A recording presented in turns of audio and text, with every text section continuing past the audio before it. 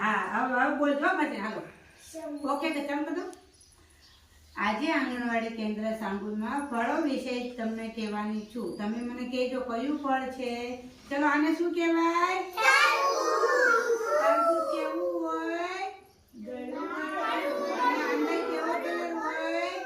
લાલ આને શું કહેવાય આને શું કહેવાય આને શું કહેવાય આને શું કહેવાય આ ખાધું કોઈએ